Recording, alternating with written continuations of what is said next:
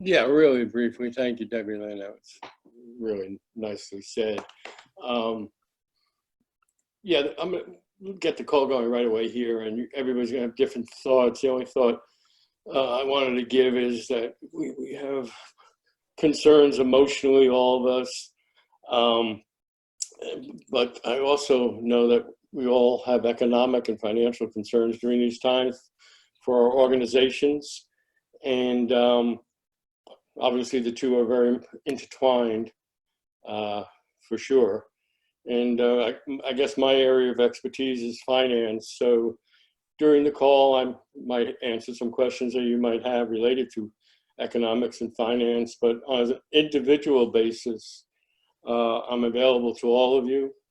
Should anyone want to reach out to me individually with any concerns as to the finance, any concerns you might have about the financial impact this might have upon your organization. So I always like to look at things as opportunities. It's tough now in this time, but I do believe there are opportunities for us all individually to grow, and for our organizations, for our democracy reform movement as a whole, and for our nation. So with that, let's start the questions. All right. Lynn, take it away. Yeah, so thank you. So we need resilience and support, as David's just said. We have a few questions just to kind of maybe get the conversation rolling here today. And any of the following or anything else that you think is relative would be great. I'll post these in chat here in just a moment. How should we shift? Or Jeremy, actually, if you could do that, that would be great. How should we shift our collective efforts at this moment? Is one. What are you thinking about as a leader right now? How is the impact, how is the pandemic impacting your organization specifically? If your organization is heating up with a just-in-time solution, how can we share it with others? What type of fundraising, if any, are you still doing? And how are you adapting your organizational strategy? These were just some things that we thought might be helpful to talk about as a group, but we open the floor now. And I have seated a couple of people to maybe go first. Let's see if anybody, Pierce, are you on the call? I thought I saw you earlier. Yeah, I'm here. Okay, you want to go first, and then we'll open it up after that. It's become a 2-page call now. A lot of Managing. Wouldn't want to be together in this moment. How should we shift our collective efforts in this moment? You know, I don't want to repeat what Debbie Lynn shared, but I've personally been unbelievably inspired by the field that for the last 2-3 years within what Bridge Alliance calls the civic engagement space specifically has rallied for this moment.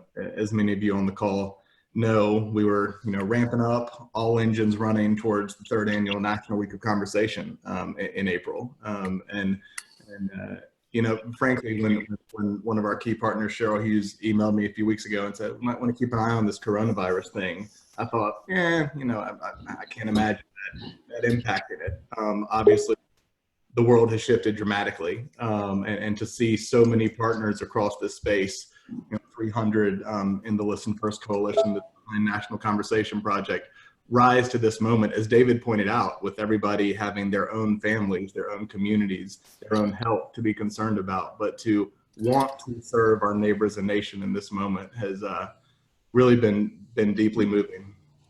So something we can see across Bridge Alliance, I hope. Thank you, Pierce. Joan? It's been a really interesting shift for us because we've been doing living room conversations by video for a number of years now. And all of a sudden we have these communities that are doing them in person, and we're trying to help them. It has, it's like we have something that's really good for isolation, and I am in one of those places where we've been told to shelter in place. And it's something that's hard for everybody. And so people are, feeling lonely, they're feeling anxious, they're feeling at risk. And we actually have something that's very good for connection. So we have we're working on materials we have a coronavirus resource page, and we have a new coronavirus conversation that's just about letting people talk about where they're at right now. And so we've had to shift from our focus on political differences to just letting people talk about, how they're experiencing this time differently. Mm-hmm. And we're trying to listen and hear from people and, their organizations that we are also connecting with, because we have this history of doing remote conversations. And even Fetzer's been a partner with us doing research. One of the things that we saw in January, when hallelujah, was our video conversations are impactful, much the same as our in-person conversations. Some people like them better for some reasons. Different people like them. So it's like, how can we be of service at this time is the challenge we're asking. And it's about intentional invitations at Living Room Conversations. So giving people the opportunity to reach out to friends, neighbors, family that they're concerned about, mm-hmm. and give them a social opportunity. Thank you, Jen. Yeah. Much to say about this, but that's kind of how we're shifting. We're like, okay, in overdrive. We've got a couple people queuing up. There is a hand raising opportunity through the Zoom platform that lets me know you want to queue up. If you're on the phone, I think it's *6. So just FYI. Audrey, go ahead. Hi, folks. This is Audrey Klein from the National Vote at Home Institute. Thank you for having this call today, Devlin. This is really great. Specifically, our organization, National Vote at Home, has been sort of continuing to lead the charge on how to secure the election for 2020. We are working directly with states, elections officials, nonprofits across the country to try and identify places where we can make an impact to either give people access to mail ballots for the first time, to increase the usage of those mail ballots, and possibly even find some states where we can go to a full vote at home model to give people as much access to the ballot box as possible without creating or exacerbating public health risks. So in a moment, I'll go ahead and I'll upload a file. It is dense. It's very, it is very sort of designed for policymakers and the folks that are implementing these sorts of changes. But we're asking partners and friends from the nonprofit space to take a look at it and talk to your officials and see how you can increase civic participation in a way that is going to keep our elections secure and our citizens safe. So with that, I won't take up too much time, but I want to make sure that information is out there and everyone knows that we're really trying to lead in this space, and we could use all the help that you might be able to offer. Great, thanks, Audrey. If you're raising your hand, it's under the upper, I think it's in your little box in the upper right-hand corner. There's some 3 little dots, so you can do that. So Dave, go ahead. Yeah, this is Dave Bowden from Ballotpedia. Organizationally, I don't know that it's had a huge impact on the way we do things. We've been 100% remote work, certainly for as long as I've been a part of the organization, which is like over 3 years, but I think it's even gone before that. So what we're finding is we're just trying to take a little extra time to make sure that the people on our staff are feeling connected, but at the same time, we have been thankful that we haven't had much disruption to our mission, and because that's just the way we normally operated before. I dropped a link in the chat to the pages that we are accumulating. I mean, our mission is, as always, is to inform in a non-biased, neutral way. And we're trying to do that on overdrive given the current circumstances. So I dropped a link to our overview page, which is called Political Responses to the Coronavirus Pandemic. And In there, we also have and are creating almost on a daily basis other pages, as you mentioned earlier, Debbie Lynn, about changes to election dates and procedures, different policy responses, both at the federal, state, and local level, information about who is tested positive or is quarantining, changes to state legislative sessions, and so forth. So I invite you to explore all of those resources. And if you have suggestions for other resources that we, might be able to track and start to accumulate information about, please feel free to reach out to me or through the editor account at Ballotpedia, and we'll consider. I mean, we have now a kind of a semi-dedicated team that's working on pretty much just this, and this way we can kind of further the information dissemination of all this stuff. Great, thank you, Dave. Dave, how did you raise your hand so that everybody else who's on video can raise their hand if they want? Oh, there's on my thing, there's a little underneath where you click on the participants, it creates a side window. And then there's a set of icons that say raise hand, go slower, go faster, yes, no. There's just a tiny little icon. There you go, everybody. There's where it is. All right, thank you. Caitlin, you're next. Great, thank you. I finally found it. I was looking in the chat box. I was looking everywhere. I did not click on participants, so that's why I wasn't seeing it. Anyway, hi everybody. For those of you who don't know me, I'm Caitlin Ali Pena. I am with the Center for Election Science. Much like Ballotpedia, we are already a 100% remote organization. So on a more superficial level, the pandemic hasn't affected us in our daily operations. But like I'm sure a lot of you did, we had, upcoming in-person events, we had conferences we were planning on attending, those sorts of things that are really important for us in order to meet new people and spread our message and, get more people on our email list and all of that kind of stuff. So we had to pivot and figure out, okay, what are we going to do now that we can't enact all of these events that we were planning? And so we've been coming up with a slate of virtual events. A couple of you on the call I've already spoke with. For example, Vote at Home, we reached out to them to see if they would be interested in giving a presentation to our audience about their work and about how they can make sure that they can access the ballot box.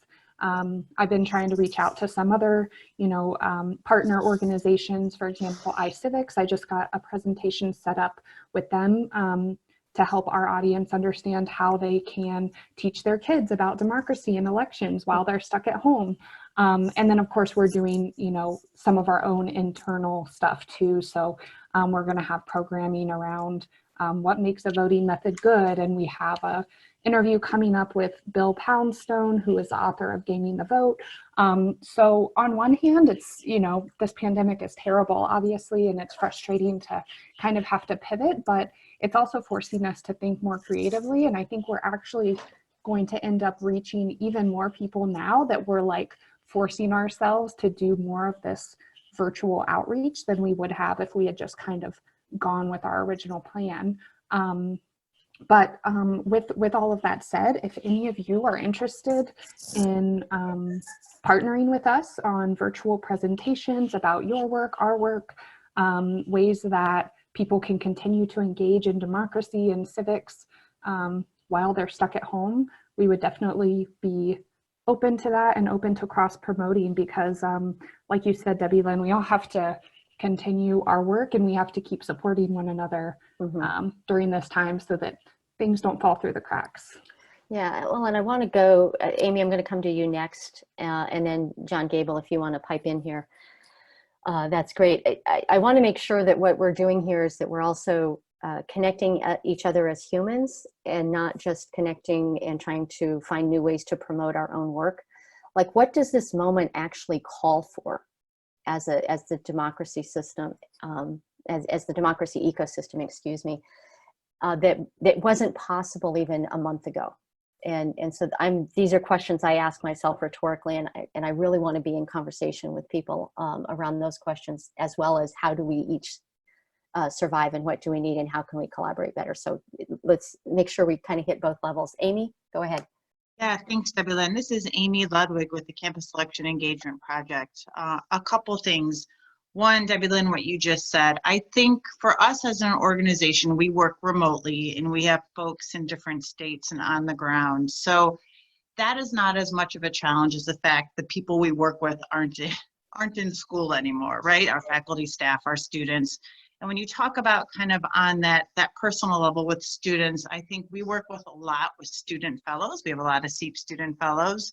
And for us, we're trying to shift as an organization to think about how do we help be another resource for them mentally, because we've had a lot of students talk about their nervousness with funds, right? With money and ensuring how do they get through the rest of the semester. So Yep. I would love to hear any, thoughts how you all are dealing with that in terms of if you're working with students. As an organization, we would love to hear what others are doing. In fact, Jessica Holtkamp, who's on this call, has started making a list. So we can also kind of, we'd love to dip into some of your resources and presentations and connect our campuses to what you all are doing as well. Personally, we're obviously looking at how do we continue to engage and connect and move forward what our mission is. Full disclosure, we've kind of set up committees and started to think about this. And while we're creating virtual resources, obviously we don't have all the answers. So this is incredibly helpful to hear from all of you. And please feel free to reach out to anyone at SEEP to share what you're doing. We would welcome that. So thank you. Thanks, Amy. John, before I switch over to you real quick, I also want to point out that or let you know something that I'm thinking about for all of us, and that's that as soon as we go to nationwide self-quarantine and people are unable to go to work, they're going to be looking for something meaningful to do. And I think that in that kind of interim phase between, after we get the new routine established, but before we figure out the finance piece of all of this, there's a possibility that we could have some volunteers, or we could actually recruit for volunteers to help with some of the work we've been doing to help us for step 3 in the recovery. So I just want to drop that in about if anybody's thinking about the potential for having widespread volunteerism going forward. And John Gable, I'll pass it to you. Yeah, it's very nice hearing what you're saying, that we've been running the same things. We also work remotely at all sides, and we've been remarkably busy because we already have technology that is for small group dialogue. So we've been using it in schools a great deal, and recently we've been using it in small groups outside of school. So it's called Mismatch. I don't know if Kristen's on the line or not, but I'll describe it. And actually, you know what? I'll give you a link right now to everybody that shows you a little video of how that works. But essentially, it's like Zoom, except it's different technology, but it has integrated in it conversation guides. And so we're actually, the reason why we're so busy is because several organizations are coming to us to use it as a way to still hold their conferences remotely, but also not give up on that small group experience. I mean, when you go to a conference, frequently the most impactful thing are our small meetings over lunch or in the hallways with small groups of people. And they're wondering, how do we do that? And so it just turned out that what we have does that. And we were doing it in schools and getting ready to bring it out to the rest of the world. And we suddenly said, well, we better bring it out to the rest of the world now. And fortunately, technology was already there. And if you see the link I added in the chat box, you'll be able to watch a video of how it works with different organizations. But anybody here can use it. You can insert your own conversation guide. We've been using Living Room Conversations for the guides. And you can either set it up yourself, or we actually have scheduling and other things to make it easier. But the thing that the Fetzer research has revealed that they were looking at what Living Room Conversations is doing is that they showed that, first of all, they saw no differences in people's experience in person versus online as they measured the impact. So don't think of online as necessarily a step down. It's so much easier to do and so much easier for people to show up for. And it can be, if done correctly, So I really appreciate your point earlier, Debbie Lynn. That's a matter of getting together, but getting together in a way that builds relationship. Right. And so the whole idea of having those conversation guides integrated, and which also has some agreements and other things like that, is to guide people to their best, most empathetic relationship building selves. Right. And then letting them go after that. Now, listening to Amy, we also have stuff in schools that schools are using, the remote programs. And also Caitlin, I'll put my, I guess I should put my email address in here too, just so people, we can provide this to you. It sounds Just like you ask guys us, need to we'll get help. together, maybe a mutual support call for the students, that you guys have some. Yeah, things for to do both for together. students and also for just adults. Our technology 2 months ago was not ready for adults. It's just now ready for adults. Great. Thanks. Thanks for that. Amanda. Hi, thank you everyone. And thanks Debbie Lynn and Bridge Alliance for pulling this together. It's a great idea, and yesterday's call as well. So a couple things. Convergence, I think many of you are old and dear friends of Convergence, and our work is about pulling strange bedfellows together to try and connect, build relationship, build trust, and get to a set of common recommendations about different topics, about whatever the topic is that we've convened you about.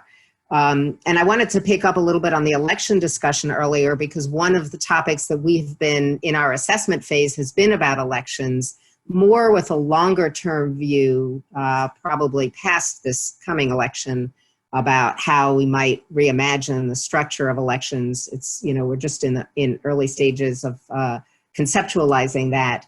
But in so doing, we've done a lot of digging about what sort of our current arrangements are and so on. So I know there are lots of folks on the phone that have talked about work they're doing in elections, and if folks thought that it would be helpful for us to try and convene a conversation across the folks that are working on elections, we'd be happy to have that conversation about what might make sense. So I just sort of stick that as one placeholder. We'd love to be helpful there. In terms of events, I'd echo some of the thoughts of others that, I think about the work of Convergence and how we are responding to COVID in sort of two camps. One is events that we already do and how we will have to do them differently. So we had an event last week in San Francisco that obviously we had to turn into virtual. And the plus of that was we got people from the East Coast participating, folks that would never have otherwise been part of it. And it was a very successful, despite the fact that it was a very quick turnaround to turn it into a virtual event. And we have a LC meeting coming up in June, and we're having to make that decision pretty soon as to whether that would be live or virtual. So we're thinking about how to take advantage of the fact that virtual has other benefits. And then we're also in the other bucket thinking about what might we do that we don't normally do because we've gone virtual. How else can we help bring people together? And so we've been thinking, for example, about our leadership council. Many of you participate in that, and having kind of office hours, maybe something like this, right? Where we just kind of share how we're working and how we can have a virtual gathering of folks that are struggling in this new way. And are also very interested in ideas and thoughts that others in this group and elsewhere might have about ways that Convergence can be helpful at this particular moment, in bringing people together in the way that we do. Thanks for that, Amanda. I want to pause for just a moment in case somebody on the phone wants to jump in here. You're not muted on our side. If anybody, looks like we only have 3 people on that are just on phones. Just pausing for you for a moment. This is Shia Levitt. I'll just say one quick thing. I actually have to leave early because I'm supervising a homeschool for the next half hour after this.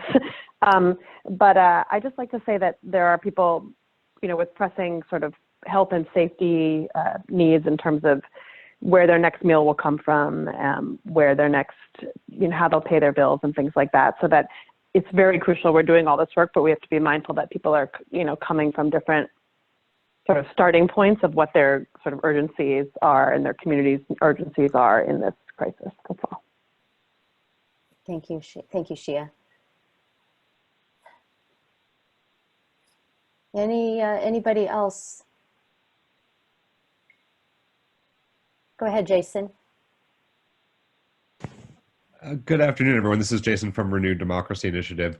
Just a quick note that sort of Renewed Democracy is sticking to our mission in looking at the foundations of democracy in relevance to what's going on in society in the country right now. We're very happy to be launching our first video effort today, which is going to be around the danger of politicalization of a global health crisis.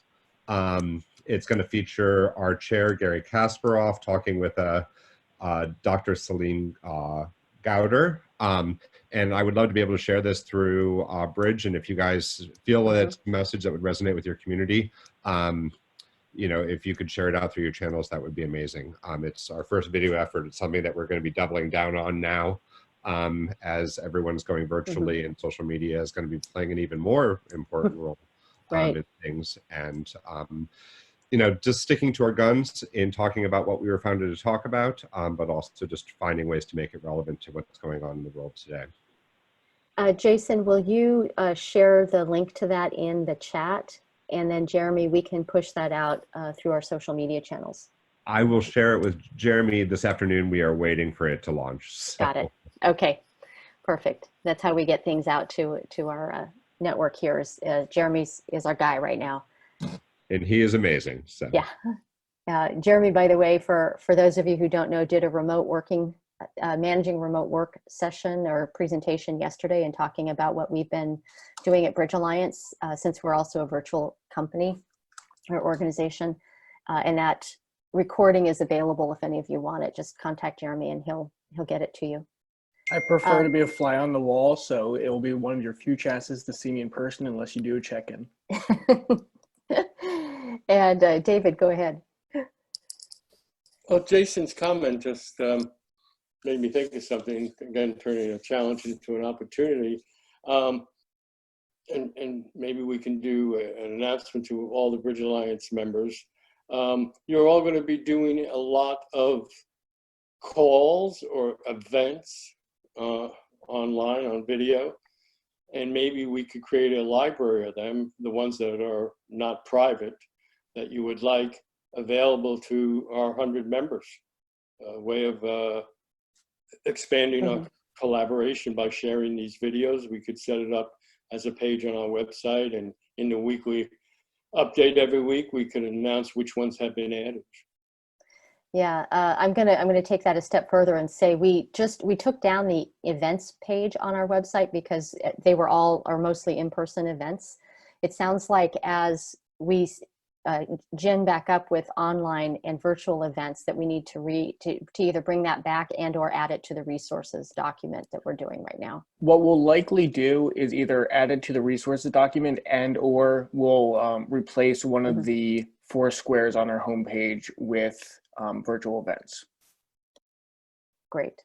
Does that, so if you guys have better ideas of how we can collect all that data and share it with you all, please feel free to tell us. That's part of what this call is about too, is to see what support you need both from Bridge Alliance and from each other. So just that quick reminder. Who's next?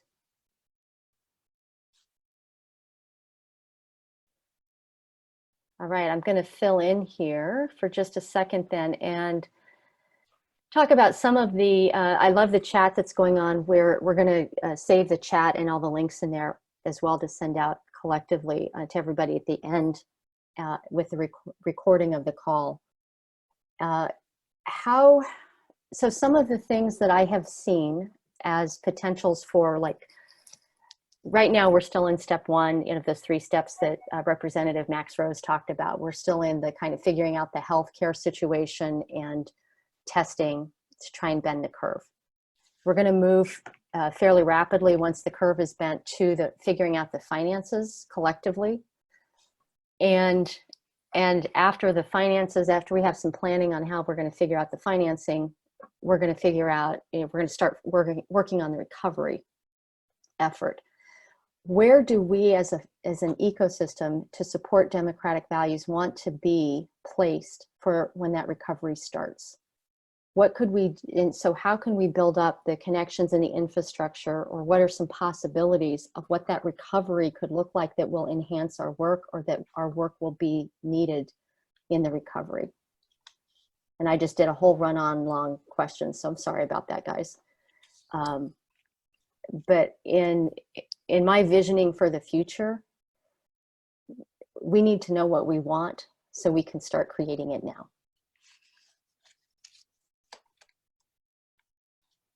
I see a couple people. Evelyn, this is Amy Ludwig. I think, you know, in talking with our staff and even some schools, there's a lot of just basic questions that are coming out, like, could the presidential election be delayed? What does this mean for student loans? I mean, I think it would be great. I know we're working on it. I'd love to hear other questions, but trying to get a sense, and I don't even know all the answers, like, what does this mean once the curve has started to go down? What does this mean for elections? What does this mean for schools, for loans?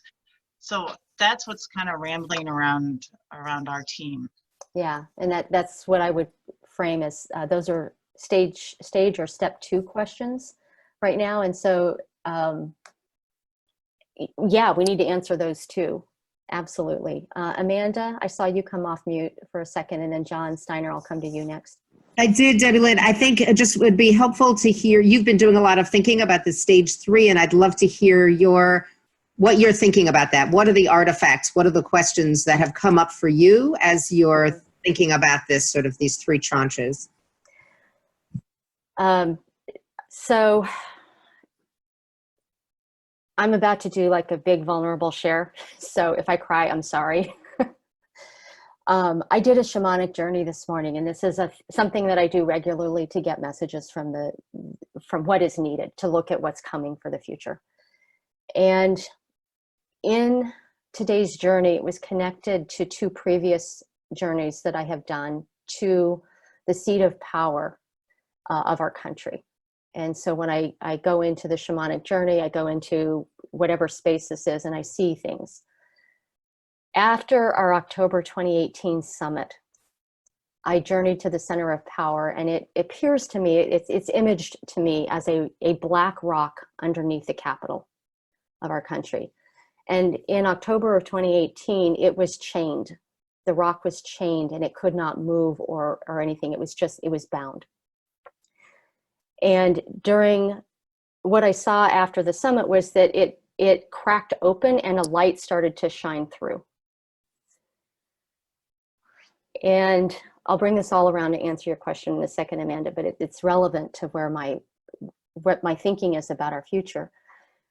When I did a journey to the center of power again last month, I went into the cave that's under the Capitol where the Black Rock lives. This is the seat of power of our country.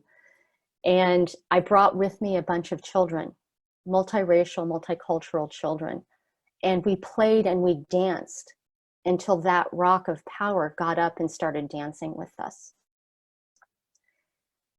And fast forwarding it to today's journey, today when I went into the cave and saw the rock, it was hunkered down and contracted again in a very firm way and very frightened way. And by laying on top of it and channeling through compassion and nurturing energy to provide a sense of security and safety, parts of that rock started to break away. And they were our sense of rugged individualism. They were our sense of money is power. It was our sense of all of these things and expectations of our current structure of how we think of power were starting to fall off, until the rock became a child that I was cradling in my arms. And I recognized that child as the embodiment of the democratic values of our country. And once the child started to feel safe and secure again, the child was in front of me, 2-year-old size, and started shape-shifting. And as the shape-shifting happened, it was a representation of every culture that is present in our country today. And so it was this rapid fire change of all the different cultures that contribute to the democratic values of our nation. And I invited the child then to go out with me from this cave and back into the forest where I entered from. And as I got into the forest, the child, this is where I'm going to cry, the child exploded in light. And this light was shining from the child in such a way that it infused all of us, every person in our nation and eventually the globe, to have this light. And the light is the democratic values upon which we are based. And it was a sharing, a spreading, a disbursement of the power that we have collected right now in the Capitol back out into each of us and into our communities through how we work together. So in answer to your question about what I see for the future, I'm informed by that vision of the disbursement of the pluralistic power sharing needs to be at the community level right now. And that's going to be part of the restructuring and the recovery that will help us be together as a nation or in a world. So I'm get emotional when I talk about it. Thank you for listening to me. It feels very vulnerable to share the spiritual practices. Thank you for sharing, Debbie Lynn. It's very powerful. Yeah. So John Steiner, did you want to go next? I have a hand up from Robin. Yeah, let me go next, but let me ask everybody to take at least 3 to 5 deep breaths to really take in what Debbie Lynn has said and where she's moved us in this conversation, and to honor you and what comes through you. Yeah.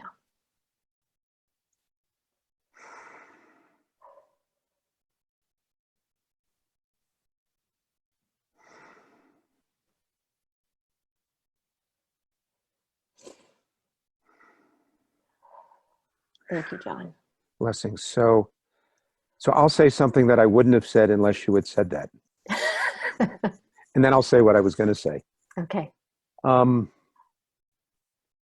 of my callings during this last period of time, and before that, as some of you know, is what's the meditative energy that's called for in this time to meet the crisis or to meet the opportunity at a different level, to see if that energy itself can help to flatten the curve. And I'm waiting for a conversation with a 3rd or 4th person I've talked to who's really been wrestling and thinking about how we do that and how we might move it out of the silos of meditation in which most of that happens already into something that we can all be involved in. And during World War II, some of you may know there was what was called the Big Ben Minute, where the country literally as a whole stopped for a minute and prayed together and imagined, I think, success. And we have some friends who are conceiving what they're now calling a Liberty Bell Minute. So I just want to put that out. I'll have something to offer in a little more depth, hopefully within a few days to a week. But again, it never would have occurred to me to share that energetic and consciousness with this group, Debbie Lynn, unless you would brought up what you said. And I think what it's showing us is it's so important, this integration of body, heart, mind, soul, and spirit into how we're going forward. So what we do is as much from the heart and as much transformational as possible, along with the transactional work that's also called for. So that's what I hadn't expected to say. Yeah. Debbie Lynn, could Amanda repeat the question again? I think I have a comment on it, but it's been such a long time since the question was asked. Could you frame it again, Amanda? Sure. Debbie Lynn has been talking about the sort of 3 stages that we find ourselves in, you know, the health and testing, the flattening the curve. The second was finance, and the third, recovery. And she invited us to think about how we felt we might respond organizationally and sector-wide in that recovery phase. And then I heard a couple of exchanges where people would ask questions, and Debbie Lynn said, yeah, those are stage 2. Let's, inviting us to think about stage 3. So I was interested in a little more concrete flavor of what we think of as stage 3. Like, what does that look like that we would then be responding to or thinking about more concretely. So that was why I was asking that question. So Amanda, thank you. And I can respond, and David, just at that level, and I call it both stage 2 and 3 at the same time. And again, I'm going to put this out there, and what I would ask, if anybody's interested forming part of a subgroup, please get in touch with me. I'll put my email in the chat. There are essentially 2 economies in this country. One is the goods and services economy, which we all know, that is limited. There's a second economy, which is smaller than it would have been, which literally has to do with how money just moves around. If we were to tax that economy at 0.2% of each transaction, there would be an enormous amount of money available for many things that we're talking about. That game plan was probably a 5 or 10-year game plan. Moving forward from ideas to organizations, to involvement, to lobbying, essentially to a bill, a congressional bill. It may be that there's an opportunity to move that forward at a much faster rate, as with Vote at Home and a number of opportunities that we all are doing. So again, I just want to bring that up. It's something that my colleague Jim Turner, whom some of you know, public interest attorney in DC, is working on, and several others. I don't want to go into it in more depth, but it is a revolutionary, potentially revolutionary change in our economy. Thanks, John. I've got, Robin, you took yourself out of the queue? Okay. Joan, I'm going to go to you, and then David wants to respond to Amanda. So Joan. Okay, well, for me, the third level is like, this is what has been described by some from Move On as a crisitunity. And in crisis, we shift. And if we can take this time of shift to really connect with each other in a very broad human way, when we get to stage 3, that connection, that seeing the humanity in everyone, in our, as you talk about everyone morphing, seeing that divinity in everyone, I think will make our country profoundly different. And I think that is, at a deep level, what the goal is here. Is that shared vision. David, go ahead, and then I've got something else to add. Yeah, I've been doing this work for quite a few years, and mostly when I speak in public, people generally agree with what I'm saying, but they say things will never change. Which just makes sense, but this is the way it is. And I think maybe this could offer an opportunity to show people how things dramatically change, things that we can't control change, things that we thought were impossible are very possible and could be likely. And so our dream for America, our dream for our children and grandchildren is not a silly dream. I mean, yes, we're visionaries of sorts and outliers of sorts because we think differently, but I think this could be an opportunity to open up the minds of people to realizing that the way things were is not the way things always are. And we could use this to express that, and to, now getting into my strategic head, the constituency that ultimately we need to build to change the structure of our democracy. Thanks, David. I want to just add in here, and then I'm going to throw a question back out to you guys. One of the things that I see in the recovery phase that we can start working on now is, how do we incorporate that diverse operating system, that equity for all, as we remake our country? This particular moment of opportunity has put everything that has always been on the table, and there's less resistance to new ideas now than there was a week ago or 2 weeks ago. And so what are those new ideas that we want to put forth? And the one that I'm carrying right now strongly is rebuilding the economic model with equity in mind, so that it's not always the people who, so it's not just the system that works for for middle-class white people or wealthy white people. It's a system, an economic structure that actually serves all of us.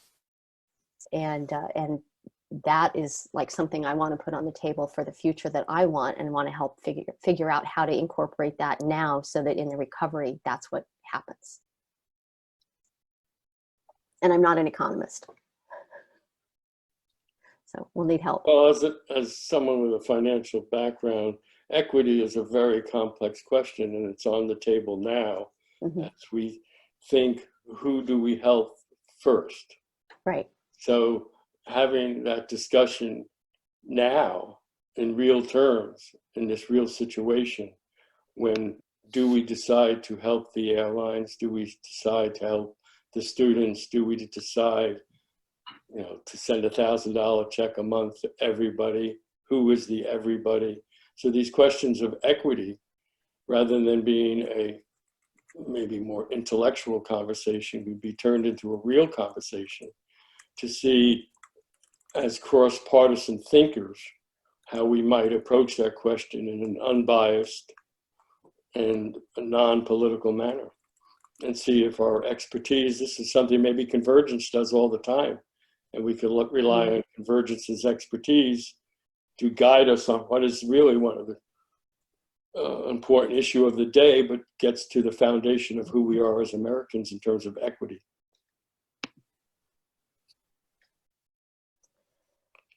Whew. We have about 5 minutes left for this call. And any other comments about what, either two things, what we want for recovery, because I love that question, Amanda. The second question I would ask right now is, what do you need right now? If we're still at step 1 and 2, that's great. How can we help? And how can we work together as a community? Because we have to get to step 3. And I hear that. Anybody? All right.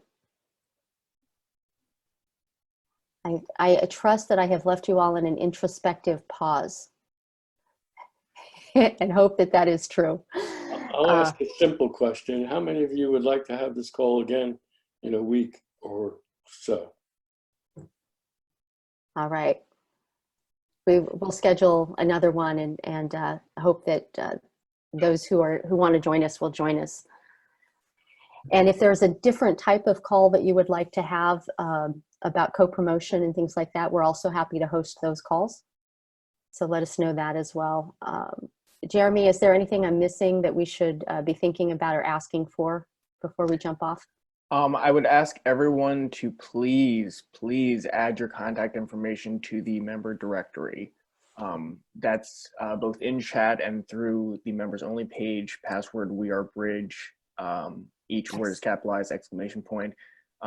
Now more than ever, we need to be able to stay in contact with one another. Most people's contact information is there. If yours is not there, please add it. It's open for editing. We're in this together, and I really appreciate you all coming on the call with us today, hearing a little bit of where our thinking is at, and supporting each other and letting us know how you can be supported. Have a great day, everybody. Thank you so much. Thank you. Thank you, Debbie Lynn, everybody. Thank you. Great. Thank you, everyone. Everybody. See you in a minute, Kayla. See you soon. Bye. I know. Next call.